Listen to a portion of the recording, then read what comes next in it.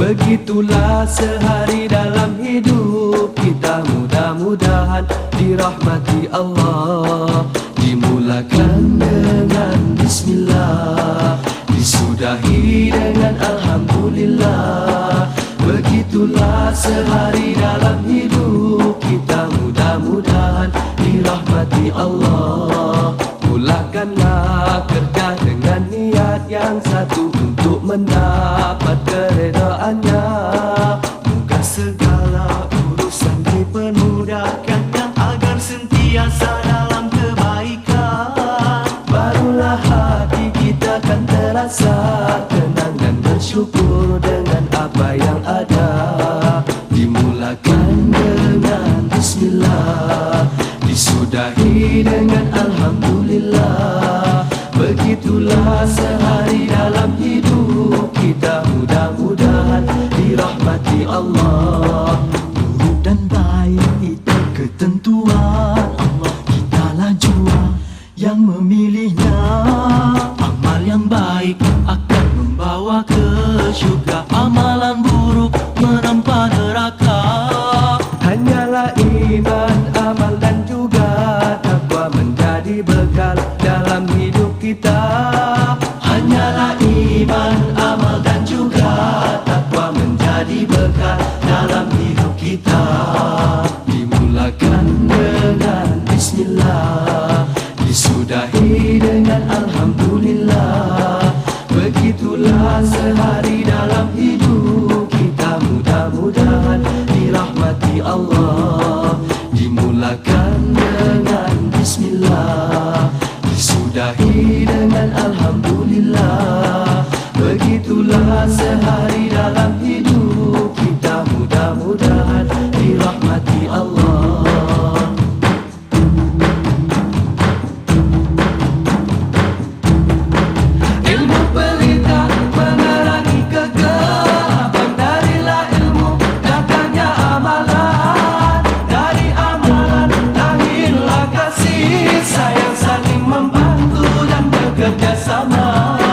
Rezeki yang ada diulurkanlah, dengan terjalin hidup harmoni bahagia.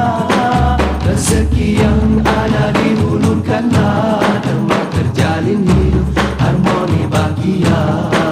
Dimulakan dengan bismillah, disudahi dengan alhamdulillah. Begitulah sehari dalam hidup kita, mudah-mudahan dirahmati Allah. Dimulakan dengan bismillah, disudahi dengan alhamdulillah. Begitulah sehari dalam hidup kita, mudah-mudahan dirahmati Allah.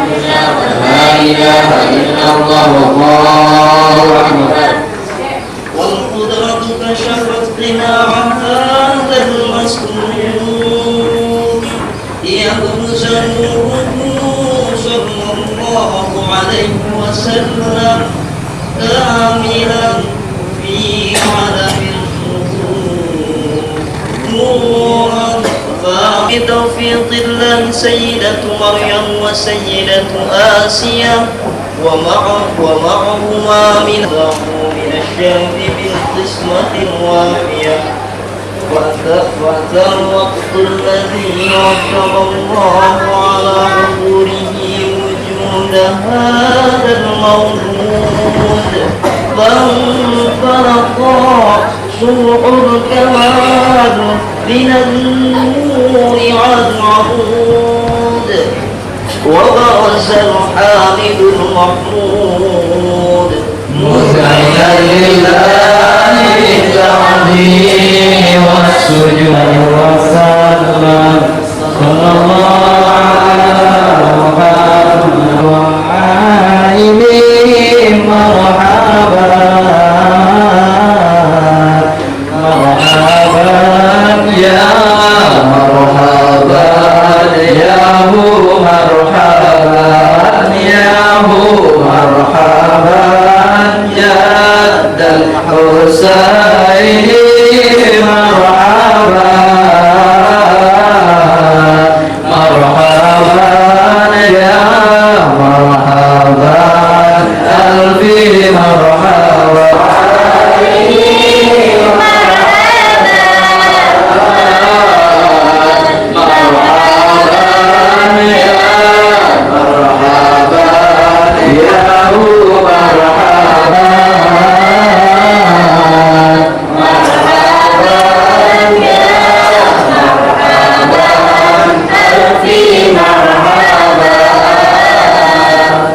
النبي يا حاضرين يا حاضرين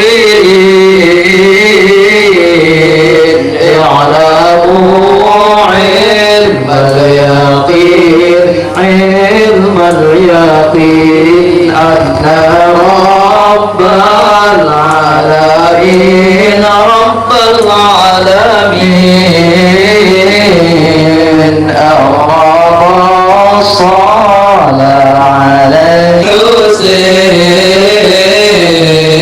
للنبي قرة العين قرة العين نورهم كالكون يهدون صلوا عليه صلى الله عليه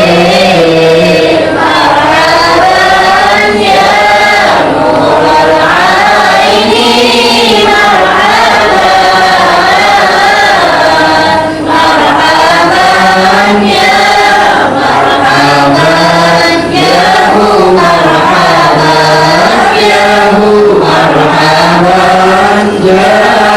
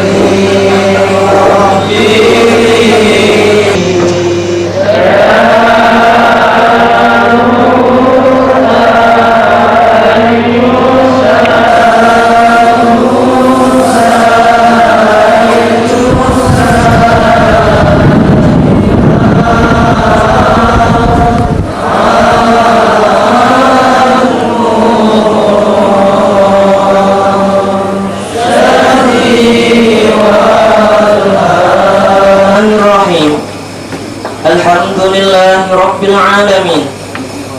Wassalatu wassalamu ala ashrafil anbiya'i wal mursalin wa ala alihi wa sahbihi ajma'in. Qala Allah ta'ala fi kitabihil karim. A'udzu billahi minasy syaithanir rajim. Bismillahirrahmanirrahim. Yarfa'illahu alladhina amanu minkum walladzina utul al-mukarram wal muhtaram.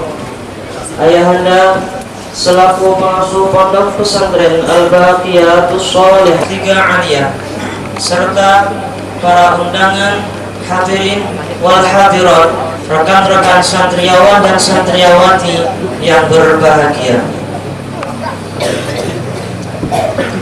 dengan mengucap Bismillahirrahmanirrahim, acara tasyakuran ataupun pelepasan santriawan dan santriawati kelas 3 Aliyah angkatan yang ke-9 pada tanggal 24 Mei tahun 2008 Masehi bertepatan dengan tanggal 18 Mei awal tahun kakak kami Suhaimi.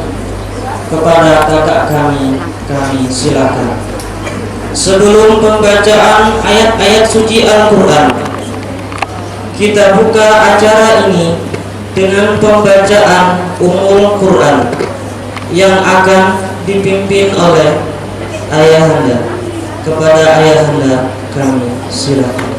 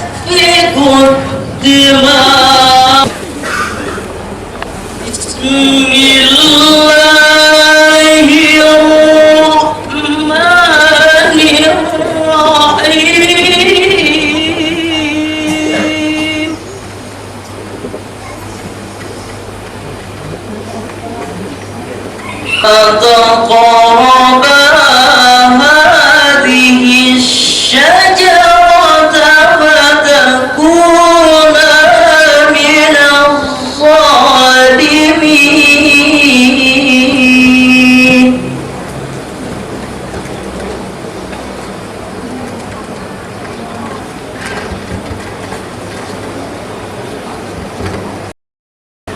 شجرة فتكونا من الظالمين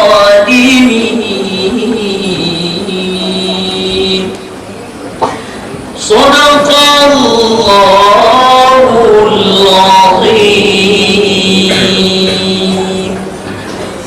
السلام عليكم ورحمة الله وبركاته. Memasuki acara selanjutnya, sambutan-sambutan. Yang pertama, sambutan dari santri yang meninggalkan, yang akan disampaikan oleh kakak kami Zul Helmi. Kepada kakak kami silakan.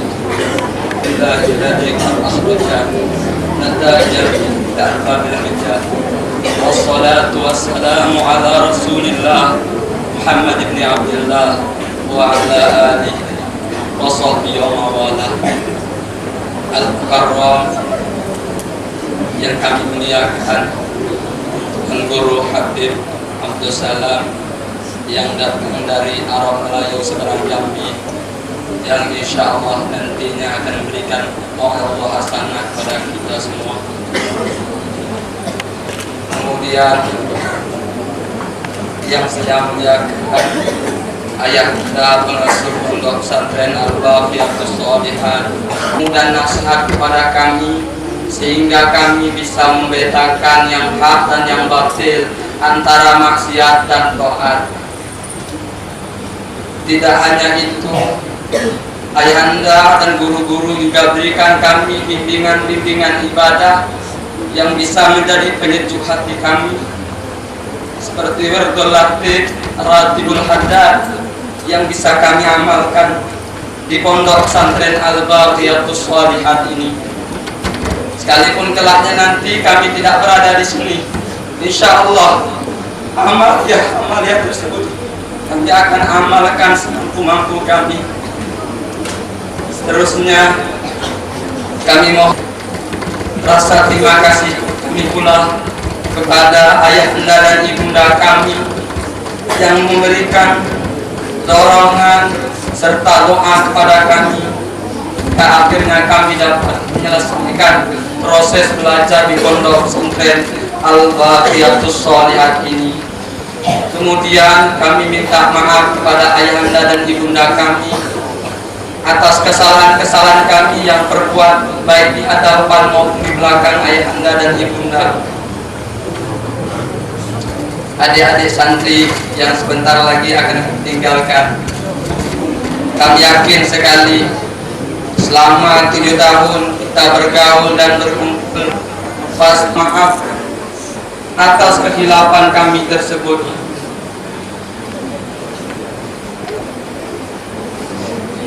Kemudian kami minta halal serta redha pada teman-teman santri atas teman-teman santri sekalian. Kemudian kami berpesan kepada adik-adik santri sekalian, teruskanlah pendidikan kalian hingga sampai. Assalamualaikum warahmatullahi wabarakatuh.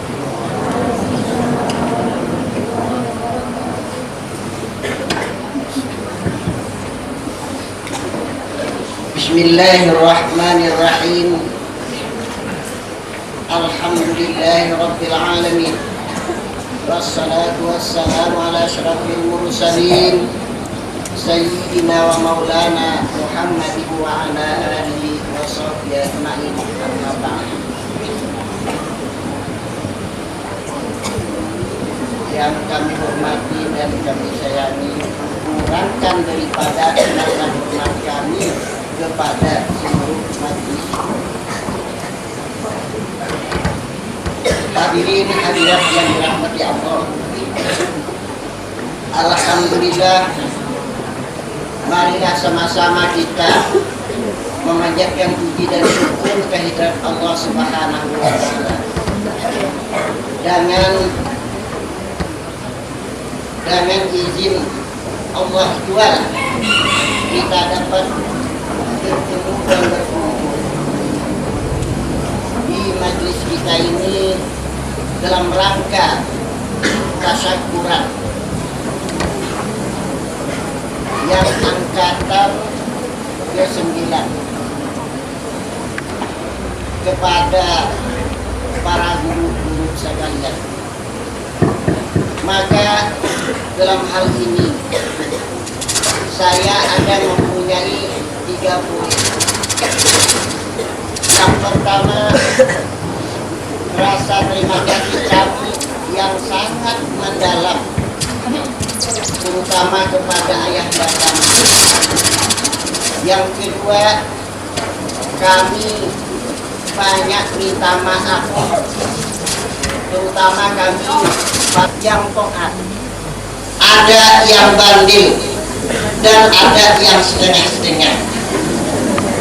Oleh karena itu, dengan berkah yang ikhlas dari para guru-guru, alhamdulillah, yang anak kami tersebut adalah menjadi betul-betul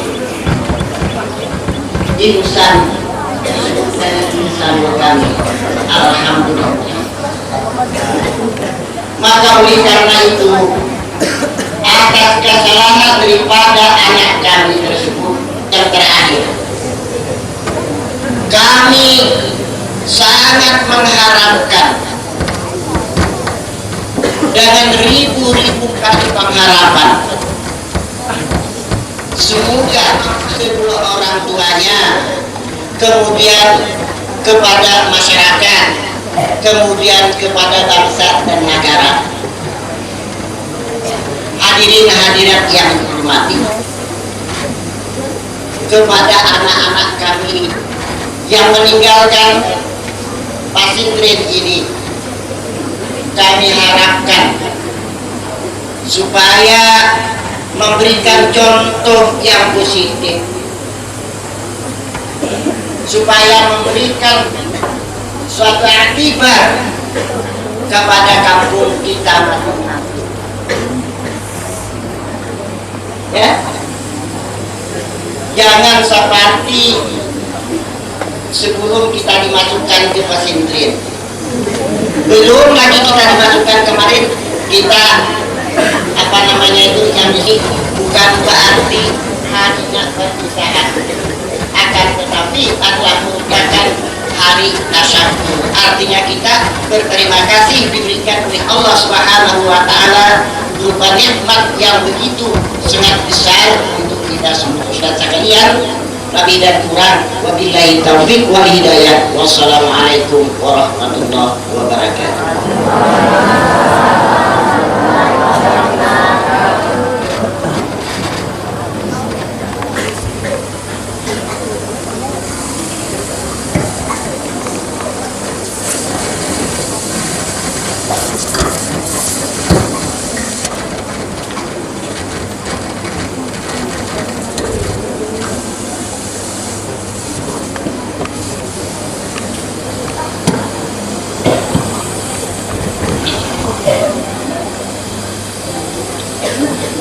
Assalamualaikum warahmatullahi wabarakatuh. Bismillahirrahmanirrahim. Alhamdulillahilladzi faddalana Adam bil ilmi wal amal ala jami'il alam. Wassalatu wassalamu ala sayyidil arabi wal ajam wa ala alihi wa ashabihi ya nafi'il ulumi wal hikam. Subhanallah walhamdulillah wa la ilaha illallah wallahu akbar wa la hawla wa la quwwata illa billahil aliyyil azim. yang saya muliakan pengasuh pondok pesantren Al-Baqiyatus Shalihat, yang mulia Habib Abdul Salam serta rombongan yang khusus dipanggil pada hari ini untuk menyampaikan, para hadirin dan hadirat yang berbahagia, dalam kesempatan ini ada beberapa hal yang ingin kami sampaikan. Pertama, sebentar lagi anak didik kami kelas 3 Aliyah Al-Baqiyatus Shalihat yang sebanyak 49 orang, 34 orang laki-laki, 15 orang santri perempuan. Dalam kesempatan ini kami dari Majelis Guru Pondok Pesantren Al-Baqiyatus Shalihat pertama-tama mendoakan kepada santri-santriwati Habib yang akan meninggalkan Pondok Pesantren Al-Baqiyatus Shalihat ini disebabkan karena selesainya mengikuti tingkatan pendidikan di pondok pesantren ini. Bukan berarti selesainya ilmu yang ada di pondok pesantren. Kami dari Majelis Guru mendoakan kepada yang punya niat ingin meneruskan kepada pendidikan yang lebih tinggi. Kami Majelis Guru mendoakan mudah-mudahan kalian dapat meneruskan cita-cita kalian ke pendidikan yang lebih tinggi. Mudah-mudahan dapat menambah ilmu yang sudah dimiliki di Pondok Pesantren Al-Baqiyatus Shalihat ini. Yang kedua, yang tidak ingin meneruskan pendidikan kepada yang lebih tinggi, mungkin ingin terjun ke tengah-tengah masyarakat, mengembangkan ilmu yang sudah didapat, kami juga mendoakan mudah-mudahan kalian menjadi manusia yang bermanfaat, manusia yang ditunggu-tunggu oleh masyarakat, manusia yang sangat dinantikan oleh orang banyak. Oleh karena itulah, kembangkanlah ilmu yang telah kalian dapati di Pondok Pesantren Al-Baqiyatus Shalihat ini, yang kebetulan untuk meneruskan kepada yang lebih tinggi mungkin sudah masanya berakhir. Yang ingin terjun ke tengah masyarakat, mungkin juga ilmu yang didapat sudah mencukupi, juga kami mendoakan kedatangan cucunya. Tapi ketahuilah, kalau kalian mencari jodoh, di dalam Kitabul Adhiyah Azuban Fadilan, tinggalkan punya istri, kawin. Kalau istri itu tidak membantu, barang siapa yang diberikan oleh Allah rezeki punya istri yang salihah, maka sungguh separuh agama yang sudah terbantu. Jadi oleh karena itulah, jadi yang ingin punya niat mendirikan rumah tangga, menjadi raja satu hari, kami doakan mudah-mudahan kalian mendapatkan jodoh yang benar-benar dapat membantu kalian mengembangkan ilmu yang kalian sudah dapati di Pondok Pesantren Al-Baqiyatus Shalihat ini. Kemudian lagi kami sampaikan bahwa untuk ke depan oleh pengurus Pondok Pesantren Al-Baqiyatus Shalihat, Isguru untuk ke depan kami mungkin perlu mengadakan musyawarah untuk peningkatan terhadap urusan terbaik santriwan santriwati Pondok Pesantren Al-Baqiyah Sholihat angkatan ke-9 ini. Terlebih dahulu kami bacakan nama-nama yang tulis. Keenam, Azlian Nur bin Muhammad Nur asal Bengkunis. Ketujuh, Baharuddin bin Mas. Terbaik 2 dengan jumlah nilai 124 jatuh kepada atas nama Muhammad Arsyad asal Bengkunis. Dan terbaik 1 dengan jumlah nilai 125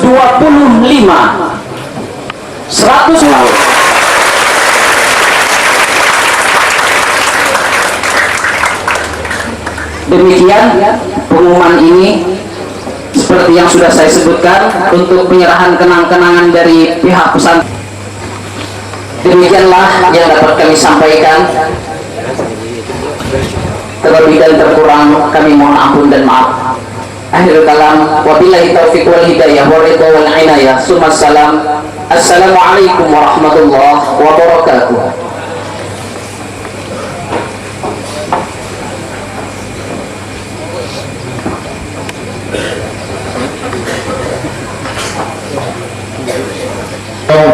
في اليوم الموعود إلى الوجه في الدنيا والأخرى وعلى آله وصحبه وسلم أما بعد. Yang saya hormati Syekh Ustaz Muhammad Afif bin Abdul Wahab, guru, dewan guru, para santri, ketua santri, hadirin hadirat yang dikatakan Subhanahu wa ta'ala. Alhamdulillah, puji syukur kita panjatkan kehadiran Rabbi bahwa dapat memberikan gambaran kepada kita bahwa Allah Subhanahu wa ta'ala dengan munculnya Rasul sallallahu alaihi wasallam telah memberikan satu gambaran bahwa kebenaran yang paling hakiki dari semua ajaran-ajaran yang disampaikan Allah kepada nabi-nabi terdahulu dari Nabi Allah Adam sampai kepada Nabi Isa itu jatuhnya kepada Nabi Muhammad sallallahu alaihi wasallam. Sehingga dengan hal tersebut kita wajib bersyukur Allah. Sehingga dengan demikian kita meyakini bahwa Islam adalah agama yang paling benar di sisi kita. Namun selanjutnya kita mempunyai kewajiban yang besar dalam mengembangkan misi daripada Islam tersebut. Disebutkan dalam sebuah hadis, al-majalisus salih yukaffiru 'anil mu'minina alfi majlisin min majalisis su', bahwa majlis-majlis yang baik itu dari orang-orang mukmin akan mengalahkan 2 juta kejahatan yang dilakukan oleh mereka yang berbuat kejahatan. Hadirin hadirat yang dimuliakan Allah, bahwasanya sebagaimana kita ketahui munculnya Nabi Allah Adam alaihissalam dipijak, di situ langit dijunjung. Maka dimanapun kita berada, kita harus memberikan manfaat bagi orang lain. Tentu untuk memberikan manfaat kepada orang lain tadi tidak lain dan tidak bukan kita harus melakukan pendidikan, kita lakukan pelajaran sehingga makanya dari masih ada 500 am bahwasanya orang-orang berilmu, bapak-bapak dan ibu-ibu yang berbahagia, ada perbedaan yang amat sangat yang lain, sehingga di dalam berilmu ini, sehingga daripada itu kita perlu untuk mempelajari keilmuan, karena dengan ilmu itulah kita akan diangkat ajarnya oleh Allah Subhanahu wa ta'ala. Sebagaimana Allah sebutkan di dalam hadis, al-alim aminullah Subhanahu wa ta'ala fil ardi, bahwasanya orang yang berilmu itu menjadi kepercayaan Allah muka bumi, dan orang yang berilmu ini akan akan dicatat sebagai orang-orang yang ahli langit, dan apabila dimuliakan oleh malaikat maka keberadaannya pun juga di muka bumi akan dimuliakan oleh Allah Subhanahu wa Ta'ala.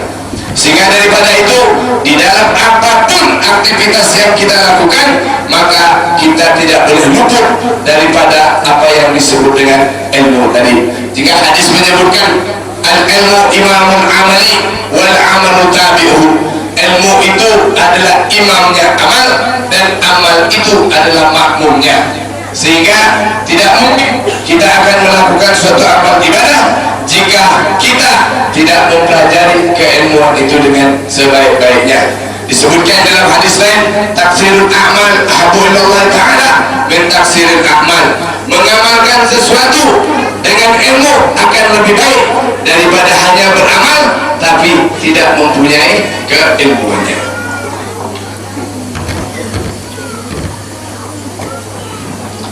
Kemudian daripada itu, manakala kita setelah selesai daripada pendidikan ini, maka kita akan turun di masyarakat. Al-Faqih Abdul Aziz menyebutkan, orang yang hendak melakukan amar ma'ruf nahi munkar harus memiliki 5 syarat. Harus memiliki 5 syarat. Yang pertama, mempunyai ilmu. Yang kedua, ikhlas. Yang ketiga, ramah dan mempunyai sifat kasih sayang. Dia harus mengerjakan apa yang ia perintahkan kepada orang lain.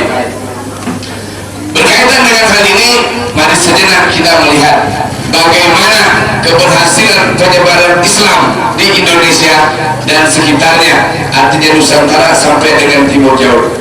Dari berbagai literatur yang saya baca, bahwa keberhasilan penyebaran Islam di Indonesia dan sekitarnya disebabkan oleh latar belakang mereka, para dai ilallah, para sunan, para ustaz. Mereka mempunyai, yang pertama adalah ilmu, yang kedua adalah sakti, yang ketiga mereka mempunyai akhlakul karimah yang baik. Dengan keilmuan tadi mereka bisa meyakinkan orang. Dengan kesaktiannya, baik melalui wirid-wirid yang dikasihkan, baik melalui hizib, baik melalui khatib, baik melalui amalan-amalan yang lain, mereka mempunyai kekeramatan seperti itu. Kemudian mempunyai, seseorang tidak akan nampak memberikan warna apabila akhlaknya tidak baik, karena akhlak itu adalah cerminan daripada keilmuan yang kita miliki. Sehingga kalau kita melihat bahwa bagaimana mereka bisa mengislamkan yang tadinya Hindu, Buddha, animisme, sehingga mampu menjadi berkembang dengan Islam yang baik, mereka mempunyai hal tersebut. Di samping itu, mereka mempunyai jaringan yang cukup.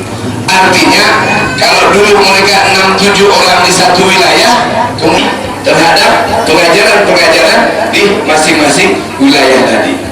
Sehingga di sini diperlukan adanya jaringan di antara para dai di dalam rangka kita meningkatkan kualitas keislaman kita dan dalam rangka meningkatkan kuantitas daripada umat Islam kita. Sehingga daripada itu, Tan Basri menyatakan, tuntutlah ilmu tapi jangan lupakan ibadah, kerjakanlah ibadah tapi tak boleh lupa dengan ilmu. Kemudian daripada itu, saya pada kurun ke bawah ini, yang tadi kuenya 100%, sekarang tidak 100% lagi. Muncul yang namanya paham Wahabi, muncul yang namanya paham Salafi, muncul yang namanya paham Syiah, dan macam-macam daripada ajaran-ajaran tersebut. Yang mana hal ini sedikit banyak akan mempengaruhi pada pemerintah, akan mempengaruhi kebiasaan, akan mempengaruhi daripada tatanan daripada masyarakat kita sendiri di dalam kita beramal ibadah kepada Allah Subhanahu wa Ta'ala. Berkaitan dengan itu, sedikit saya ingin sampaikan. Tentu manakala kita berbicara tentang apa yang disebut dengan Ahlus Sunnah wal Jamaah, maka kita ingat kepada sebuah hadis, di mana hadis ini menggambarkan kepada kita bahwa umat Yahudi itu terdiri dari 71 firqah, dan dari 71 firqah itu satu firqah yang masuk surga tanpa hisab, yang lain kena dihisab.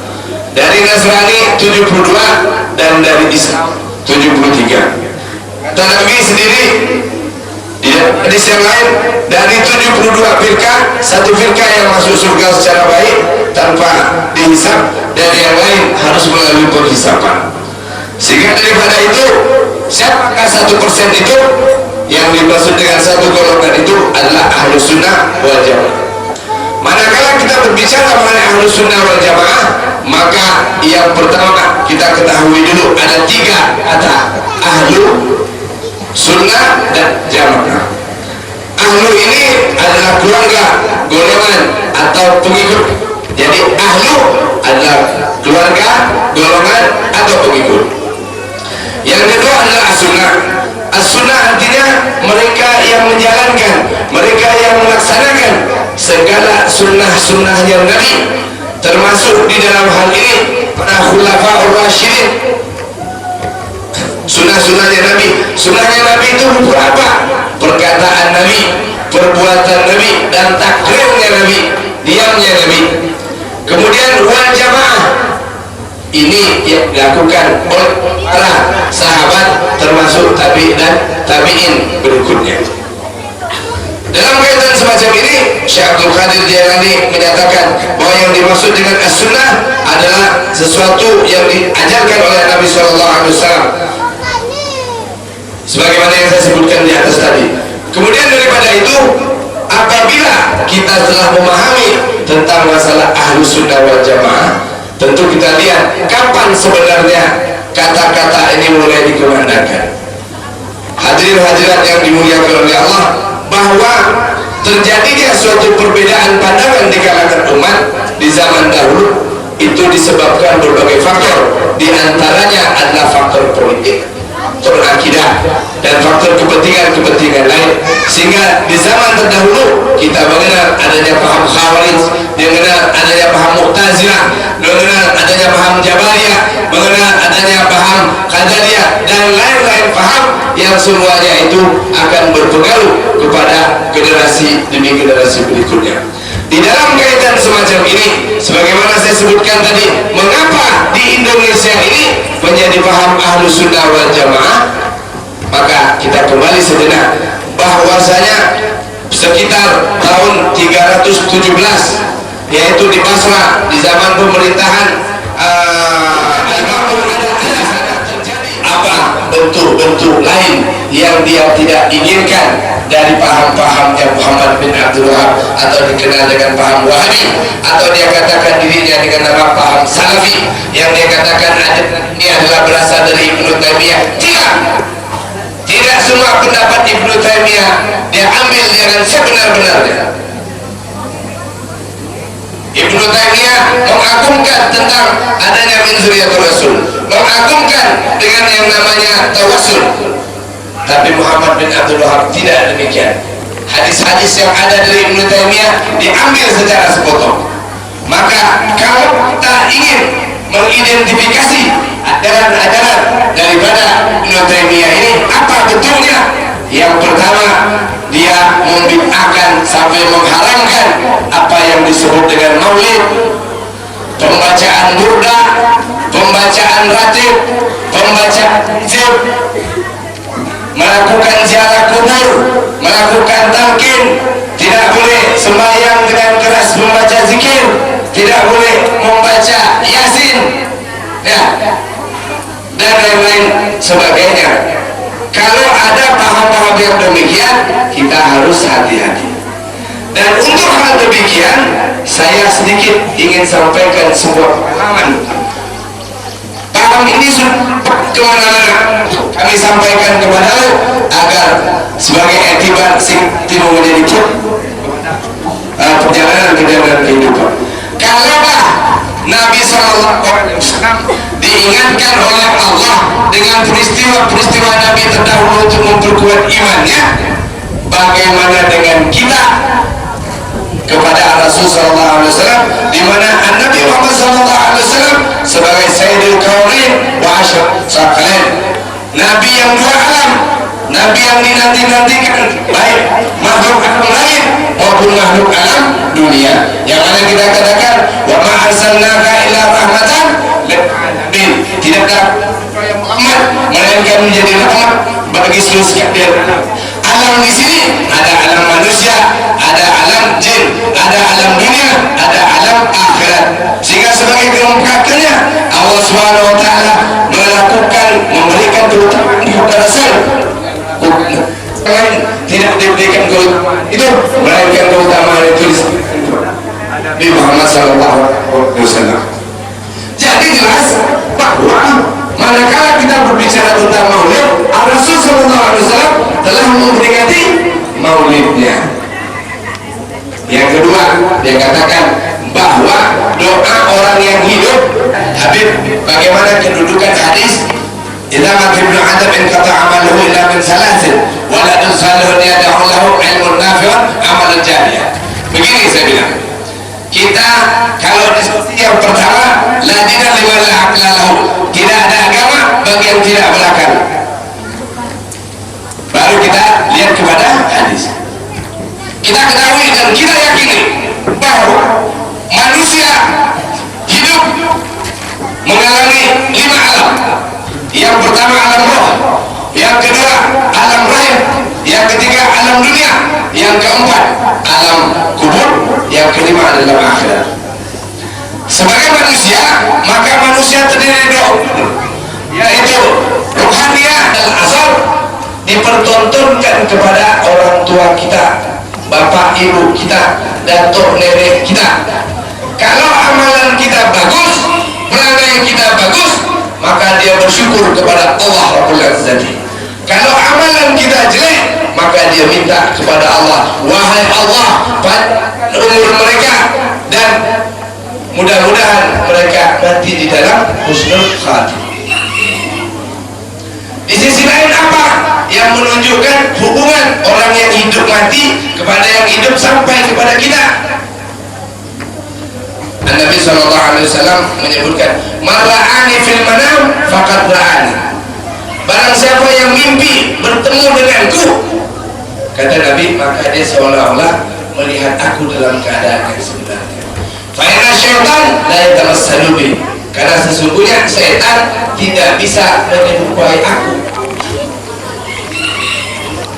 Selanjutnya, apa hubungan antara tadi sudah ya, materi dengan imateri, imateri dengan materi, imateri dengan imateri, apa buktinya?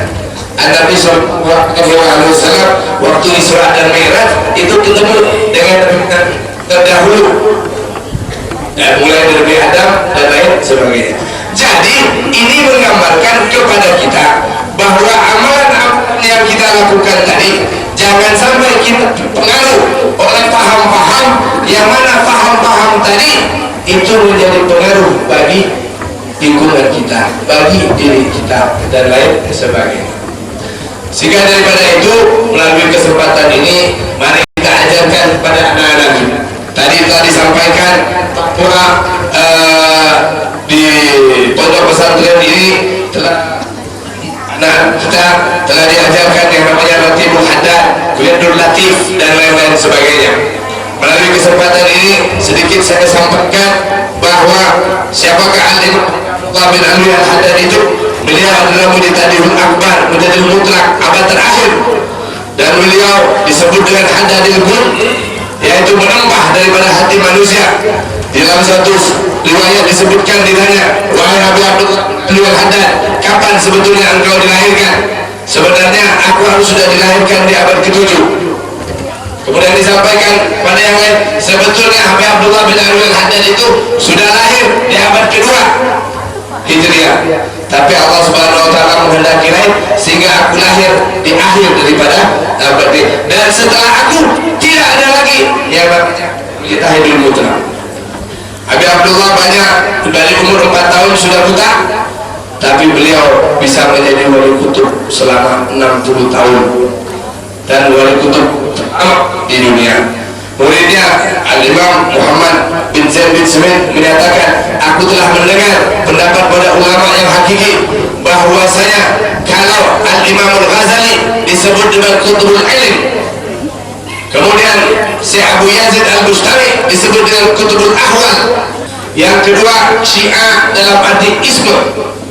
Isma artinya faham, pandangan, pendapat, seperti itu. Yang ketiga, Syiah dalam arti pengertian politik, karena dari dulu pekerjaan Syiah ini banyak ke hal-hal yang bersifat politik. Kalau dari yang pertama, pengertian Syiah yaitu orang yang mencintai, orang yang membantu Ahlul Bait, berarti Ahlul Baitnya sendiri bukanlah Syiah, karena dia disyiahkan, dia dicintai, seperti itu. Keberadaan Ahlul Bait ini disebutkan di dalam Al-Quran, innama yuridullah liyudhiba ankum rijsa ahlul bait wa yutahhirakum tathira. Dari mana ayat ini turun? Sebelum ayat ini turun, satu ketika disebutkan di dalam sejarah, anak-anak Nabi yang bernama Qasim, yang bernama Ibrahim meninggal di waktu kecil. Pada waktu kecil meninggal, sehingga kebiasaan orang Arab apabila seorang keluarga mempunyai anak laki-laki kemudian meninggal, maka dia dikatakan terputus. Sehingga dengan hal semacam ini, Nabi SAW merasa sedih. Kemudian turun ayat Al-Quran, inna syani'aka huwal abtar. Sesungguhnya orang yang membenci kamu, wahai Nabi, dia yang terputus. Nah, sejalan dengan itu disebutkan di dalam hadis ketika Nabi SAW bersama Sayyidina Ali, Siti Fatimah, Sayyidina Hasan dan Sayyidina Husain berada di rumahnya Ummu Salamah. Kemudian dikumpulkan istri-istrinya Nabi, dikumpulkan anak-anaknya Nabi.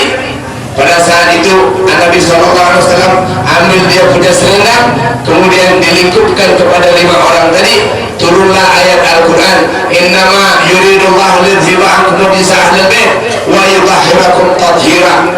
Sesungguhnya Allah Subhanahu wa taala berkehendak untuk membersihkan kamu dari kotoran, wahai ahlul bait, dengan sesuci-sucinya. Kemudian Nabi mengangkat tangan, Nabi pun membacakan doa, Allahumma haulai ahlul bait adhibhum anhum rijsa wa tahhirhum tathira. Ya Allah, mereka adalah ahlul baitku, sucikanlah kotoran dari mereka dengan sesuci-sucinya. Setelah keberadaan ini, yaitu 5 orang ini disebut dengan ahlul bait karena memakai daripada selendang. Selendang ini dalam bahasanya disebut kisah. Makanya tidak akan berpisah kepadaku sampai ketemu denganku di Telaga Hud. Telaga Hud adalah suatu keberkatan yang diberikan Allah, rahmat yang diberi Allah, muzat yang diberi Allah kepada Nabi Muhammad SAW, orang-orang mukmin. Jangan sampai kita ketinggalan dengan orang lain sehingga kita dianiaya oleh orang-orang lain. Kita tidak bisa kita wajib menguasai ilmu kawan dan teknologi. Kita wajib menggali dari Al-Quran yang kita miliki dengan sempurna. Sayang ini belum terwujud sebagaimana mestinya. Sehingga melalui kesempatan ini kita boleh berbaik dan bersyukur kepada Allah bahwa dibindah daripada kita tergantung kepada orang-orang tua kita untuk bagaimana anak-anak kita mendapatkan pendidikan yang baik sehingga itu berguna bagi diri kita. Walafu minkum. Wassalamualaikum warahmatullahi taala wabarakatuh. Ustaz Ali bin Abdul Wahab tentang buku ini mudah-mudahan nanti bisa dimasukkan di perpustakaan sebagai bacaan saja bagi kita semua dan tidak bermaksud untuk promosi. Bagi yang berminat bisa di Jambi melalui tokoh Barakbah yaitu Habib Muhammad bin Alwi bin Syah. Demikian, Assalamualaikum warahmatullahi wabarakatuh.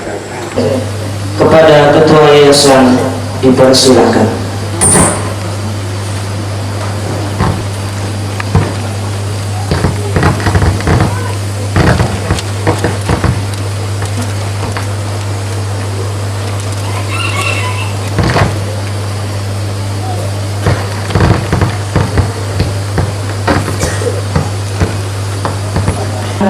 Disampaikan oleh Ayahanda pengasuh. Kepada Ayahanda kami silakan.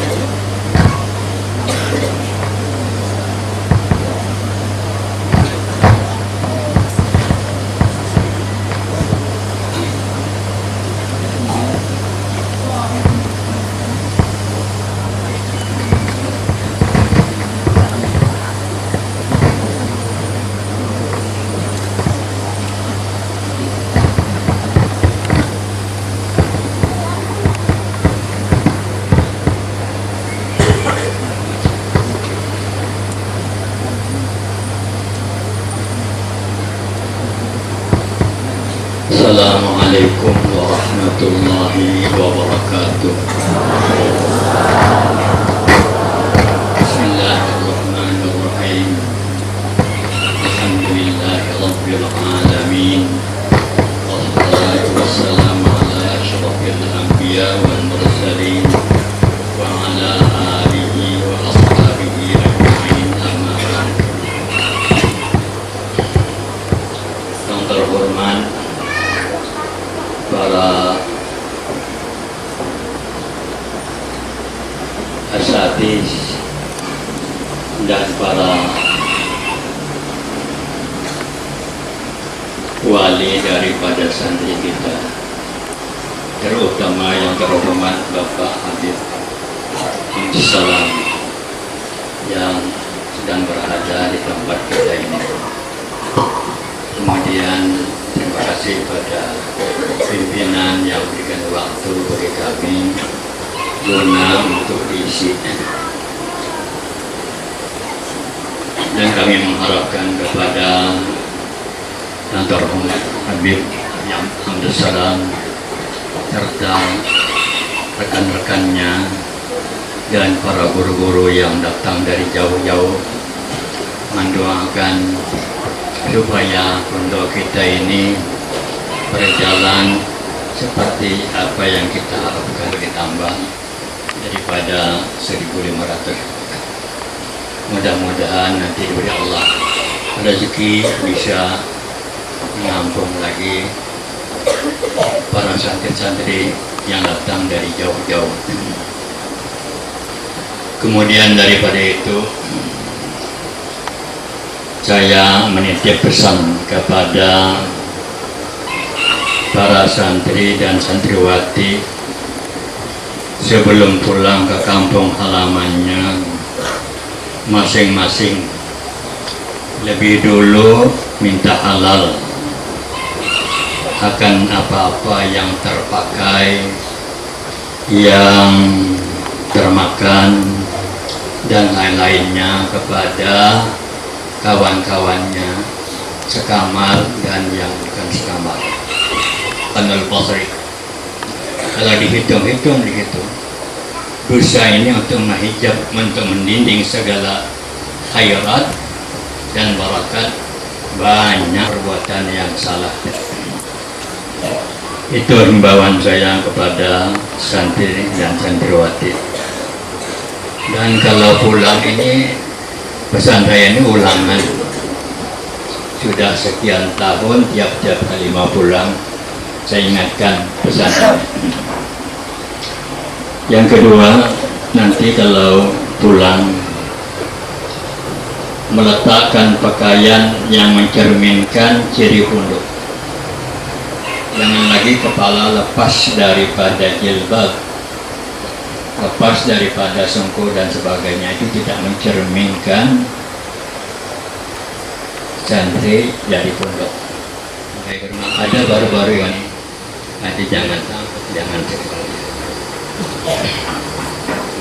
Kemudian selanjutnya lagi, amalan yang saya letakkan di pondok pesantren ini, selain daripada salat wajib tepat waktu, qabliyah ba'diyah harus dikerjakan, dan witir jangan ditinggalkan, Quran dibaca tiap-tiap hari, jauhi sekalian yang itu jangan tidak diamalkan ba'da subuh atau ba'da asar. Kemudian kami taruhkan lagi ba'da isya Ratib Haddad. Saya dapat ijazah dan sebagainya daripada seorang ulama besar di Sumatera Utara. Nama kitabnya syarah ini ialah Syifa'ul Fuad ala Syarhi Ratib Al-Haddad. Saya pikir inilah yang dapat kami sampaikan, karena kami pun sudah sangat kurang sehat sedikit lah ya di akhir kalam. Nah, itulah harapan kami. Dan yang terakhir, harapan kami minta doa kepada sekalian santri dan lain-lainnya, semoga selamat kami dunia dan akhirat, sebagaimana kami mendoakan kepada sampian seluruhnya. Kemudian nanti untuk menghibur hati para hadirin, saya minta nanti santri ini membaca Busyra Lana. Demikian, Assalamualaikum warahmatullahi wabarakatuh.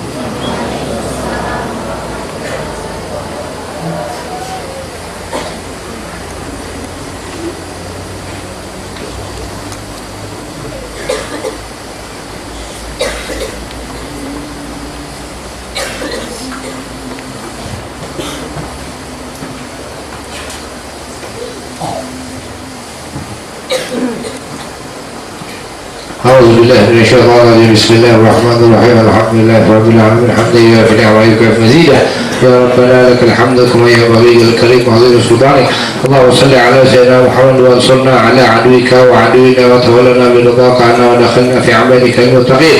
وفهمنا سليمان وكل اتينا حكما وعلما وسخرنا مع داود الجبال يسبحنا وطيرا فانك فاحلين. يا حي يا قيوم يا رب موسى وهارون يا رب ابراهيم يا محمد صلى الله عليه وسلم اكرمنا بالفهم وارزقنا الحكمه والحكمه بحق سيدنا محمد.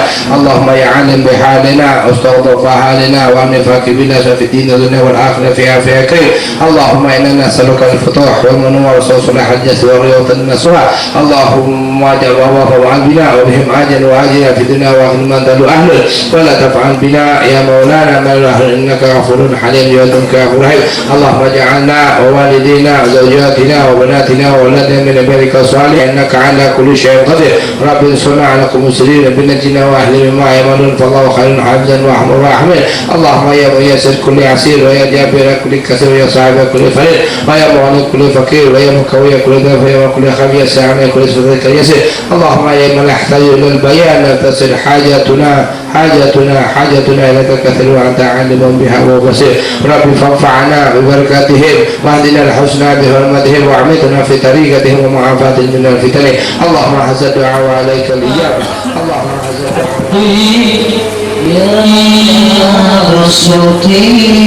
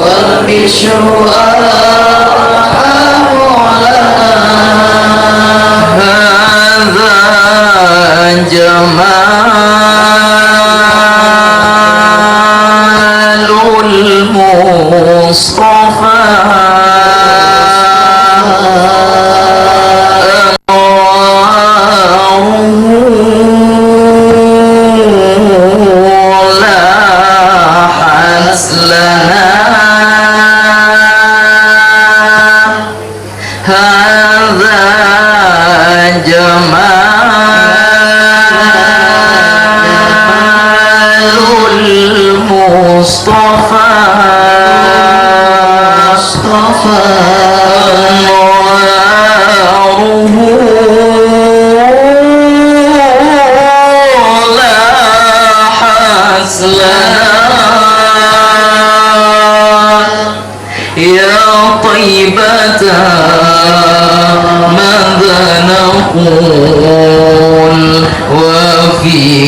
قد حل الرسول يا طيبة ماذا نقول وفيك قد حل الرسول بشرى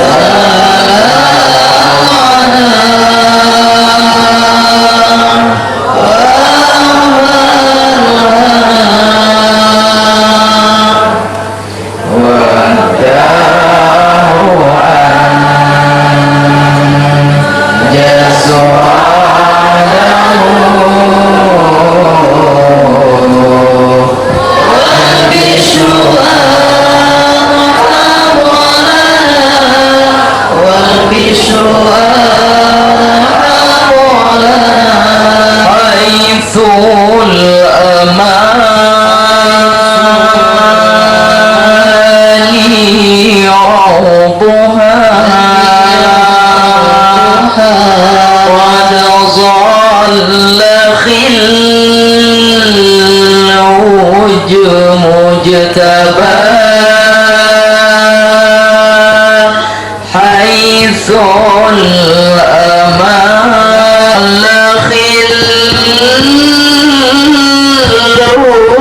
المجتبى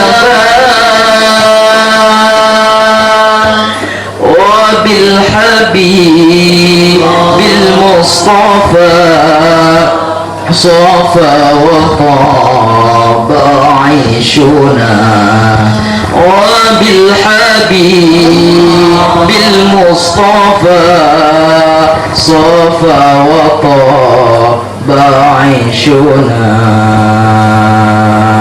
بشرى